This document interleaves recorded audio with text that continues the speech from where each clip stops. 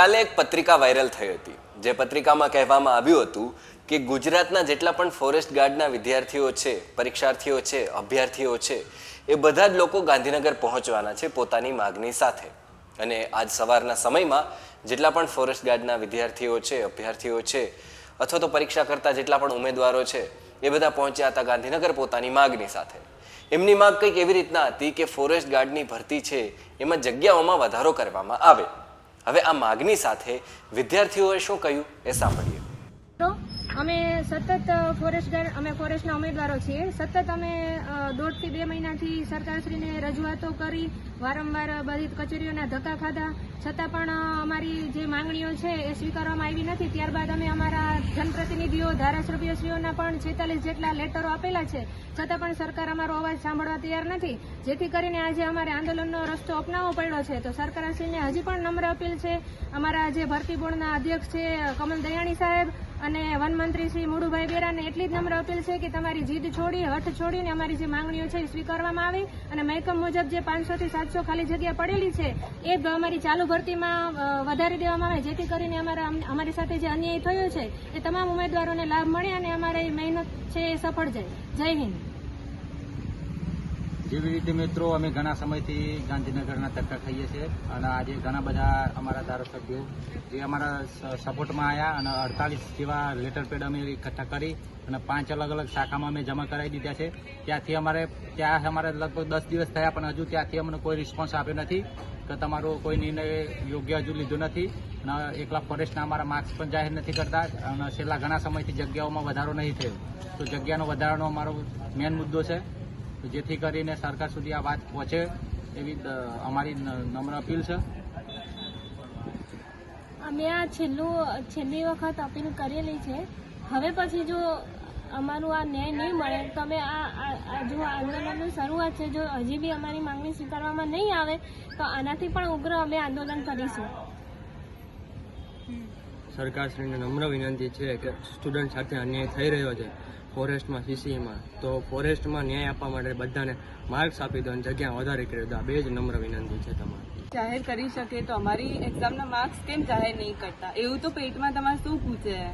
એના કારણે અમારા આંદોલન ઉપર ઉતરવું પડે છે. અમે બી નવરા નહીં, અમારે વારે ઘડી ગાંધીનગરના ધક્કા ખાવા પડે.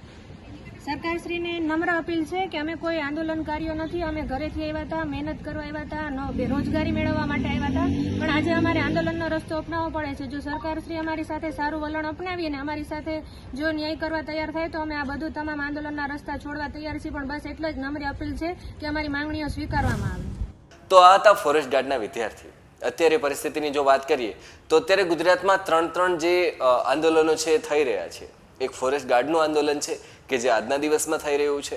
એના સિવાય એટ ધ સેમ ટાઈમ સીસીનું પણ આંદોલન કરવામાં આવી રહ્યું છે. એના પણ ઘણા બધા પ્રશ્નો છે કે જેમ જીપીએસસી પ્રમાણે પેટર્નમાં પરીક્ષા લેવામાં આવે એ જ પ્રમાણે અહીંયા પરીક્ષા લેવામાં આવે. નોર્મલાઇઝેશનમાં પણ વાંધો છે. ગઈકાલની પરિસ્થિતિની વાત કરીએ તો ગૌણ સેવાના સચિવ છે એમને પણ મળ્યા હતા જેટલા પણ વિદ્યાર્થીઓ છે. આજના દિવસની વાત કરીએ તો ફોરેસ્ટના જે મિત્રો છે એ આંદોલનમાં ઉતર્યા છે. આના સિવાય ત્રીજા આંદોલનની વાત કરીએ તો ટેટ ટાટવાળા શિક્ષકો છે એ પોતાની કાયમી ભરતી માટે આંદોલન કરી રહ્યા છે. તો આ 3 આંદોલન ગુજરાતમાં થઈ રહ્યા છે, પરંતુ આની ફળશ્રુતિ છે એ શું આવશે એ જોવાનું રહેશે. કારણ કે ફોરેસ્ટના જેટલા પણ વિદ્યાર્થીઓ છે એ તો માત્ર 1.5 મહિનાથી આંદોલન કરી રહ્યા છે. જો આપણે એના સિવાય ટેટ ટાટના જેટલા પણ વિદ્યાર્થીઓ છે એની વાત કરીએ તો એ તો 2 વર્ષથી આંદોલન કરી રહ્યા છે, છતાં પણ એમની માગ છે એ સાંભળવામાં નથી આવી. તો આ 1.5 મહિનાથી આંદોલન કરી રહેલા જે કોઈ પણ ફોરેસ્ટના અભ્યર્થીઓ છે એમની વાત સરકાર સાંભળશે કે નહીં સાંભળે એ જોવાનું રહેશે. એ લોકો સવારની વાત કરીએ તો ગાંધીનગર પહોંચ્યા હતા. ગાંધીનગરનું પથિકા બસ સ્ટેન્ડ છે, પથિકા બસ સ્ટેન્ડ પહોંચ્યા હતા અને પછી જે આપણા વન વિભાગના મંત્રી છે એમને રજૂઆત કરવા માટે જવાના હતા, પરંતુ પોલીસે તમામ જેટલા પણ ઉમેદવારો છે બધાને ડિટેન કરી લીધા હતા. તમે વિડીયોમાં પણ જોઈ શકો છો કે કઈ રીતના વિદ્યાર્થીઓ છે ગાંધીનગર પહોંચ્યા હતા. એમને તરત જ પોલીસ આવી ગઈ હતી ડબ્બાઓની સાથે અને જેટલા પણ વિદ્યાર્થીઓ છે એમને ડબ્બામાં ભરી દેવામાં આવ્યા હતા. અગાઉ પણ આ પ્રકારના દ્રશ્યો છે એ ટેટ ટાટમાં અને સીસીના આંદોલનમાં જોવા મળ્યા છે કે જ્યાં વિદ્યાર્થીઓ ગાંધીનગરમાં પહોંચે, રજૂઆત કરે એના પહેલાં જ એમને પકડી લેવામાં આવે છે. અત્યાર સુધી શું થયું એ તમામ અપડેટ અમે તમને જણાવી છે. આગળ આ મામલે શું થશે એ પણ અમે તમને જણાવતા રહીશું. જોડાયેલા રહેજો વાઇબ્સ ઓફ ઇન્ડિયા સાથે. વાઇબ્સ ઓફ ઇન્ડિયાની એક ટીમ ત્યાં પણ છે, એ જેવી અમને કોન્ટેક્ટ કરશે એટલે જે કંઈ પણ ઘટનાઓ છે અમે લાઈવ પણ દેખાડતા રહીશું, જેથી તમામ અપડેટ છે એ મળતી રહે. આ વિડીયો તમને કેવો લાગ્યો શેર કરીને બિલકુલથી જણાવજો, અને બીજા જેટલા પણ મિત્રો છે આપના એમને પણ આ વિડીયો શેર કરી દેજો. આપના ગ્રુપમાં, આપના ફેમિલીમાં આ વિડીયો શેર કરજો, જેથી ખબર પડે કે ગુજરાતના યુવાઓની હાલ પરિસ્થિતિ શું ચાલી રહી છે ગુજરાતમાં. ધન્યવાદ.